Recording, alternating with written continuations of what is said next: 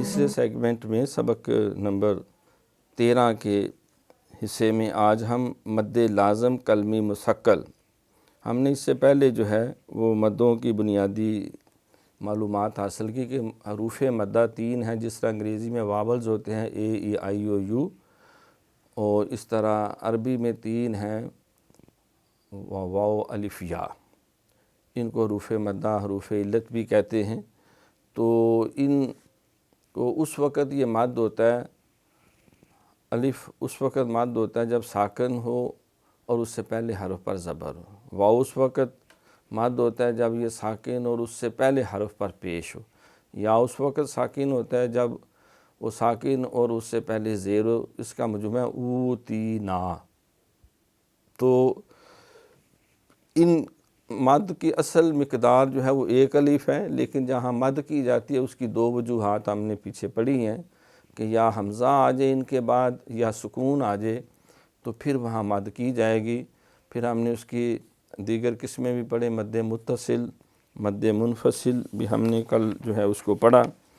اور پھر مد عارض بھی اور مد لازم بھی۔ تو آج جو ہے مد لازم کلمی مثقل، اگلے کلمہ میں حرف مدہ کے بعد سکون اصلی بالتشدید ہو تو اس کو مد لازم کلمی مثقل کہتے ہیں۔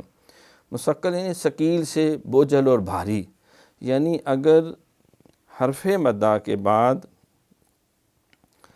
جو سکون آ رہا ہے وہ اسی کلمہ میں ہے اور اس سکون اس حالت میں ہے کہ وہ شد والا حرف ہے، کیونکہ جس پہ شد آ جاتی ہے، جس طرح حمزہ با زبر اب با زبر با، اگر با کے اوپر شد ہوگی تو ایک پہلے اب اور پھر دوسرا با زبر با، اب با، تو با 2 دفعہ پڑھا جائے گا، تو پہلا با ساکن ہوگا، پچھلے سے جڑے گا، دوسری پھر اس کی اپنی اصل حرکت پڑھی جائے گی۔ تو کہہ رہا ہے کہ حرف مدہ کے بعد اگر ایسا حرف آ جاتا ہے سکون والا جس کے ساتھ شد بھی ہے تو اس کو کلمی مثقل کہتے ہیں۔ جیسے آتو حاجونی،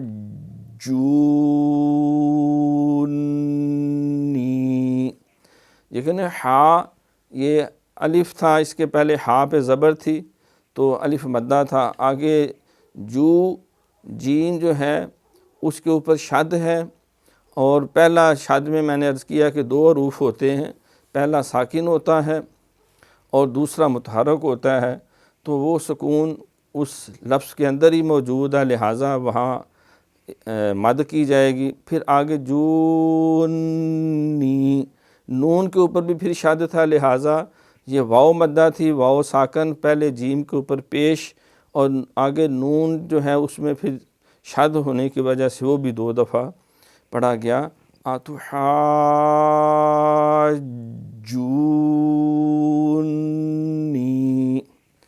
الصافہ،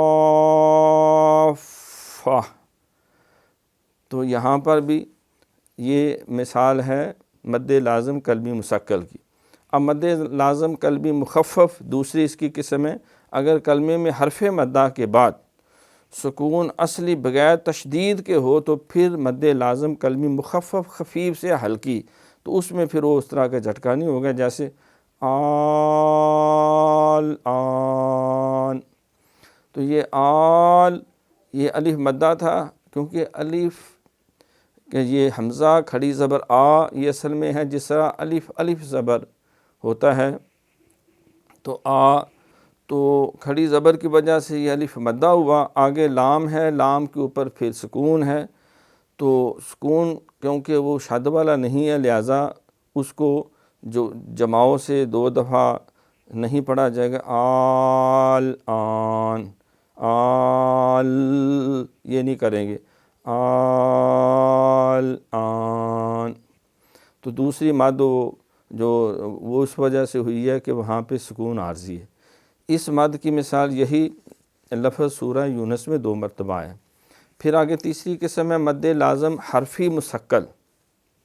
وہ کلمی مثقل تھی، یہ حرفی حرف کے اندر جو ہے وہ آگے شد والا حرف آگے، اگر حروف مقطعات میں سے کسی حرف پر حرف مدہ کے بعد سکون اصلی بالتشدید ہو تو اس کو مد لازم حرفی مثقل کہتے ہیں۔ جیسے ہم نے یہ آگے لکھا الف لام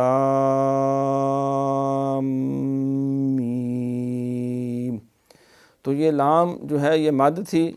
اور اس کے بعد پھر میم جو ہے اس پہ بھی شد ہے، تو ایک یعنی اس حرف کے ساتھ ہی جو ہے وہ مد آ گئی، شد والا حرف آ گیا، لہٰذا وہاں پھر الف لام یہ جو دیر لگا رہے ہیں تو یہاں پہ غنہ ہو رہا ہے، کیونکہ میم اور نون پہ جب شد آتی ہے تو وہاں غنہ ہوتا ہے، اور یہ الف جتنی دیر بھی وہاں لگتی ہے۔ الف لام میم۔ پھر چوتھی جو ہے مد لازم حرفی مخفف تخفیف کے ساتھ، وہاں شد کی وجہ سے ہے یہ، اگر حروف مقطعات میں سے کسی حرف مدہ کے بعد سکون اصلی بغیر تشدید کے ہو تو اس کو مد لازم کلمی، مد لازم حرفی مثقل، حرفی مخفف، مد لازم حرفی مخفف کہتے ہیں، جیسے نون، یہ ہے تو ایک حرف لیکن کیونکہ یہ حروف مقطعات ہیں یہ علیحدہ پورا تو اس کو پڑھا جاتا ہے، تو اب نون اکیلا ہے، اس کے بعد کوئی اور ادغام والی کیفیت نہیں، لہٰذا یہ مثال ہوگی مد لازم حرفی مخفف کی، نون۔ تو مقدار ان کی مد لازم کی چاروں اقسام میں طول ہی ہوگا، یعنی اس میں کسر اور توسط نہیں ہوگا، بلکہ الف لام میم نہیں، الف لام میم، الف لام را، تو جتنے بھی حروف مقطعات ہیں ان سب کو جو ہے یہاں پہ طول کے ساتھ، یعنی ان کو ہم 4 سے 5 الف تک کھینچ کر جو ہے وہ اس کو پڑھیں گے۔ اب ہم چوتھے سیگمنٹ کی طرف آتے ہیں۔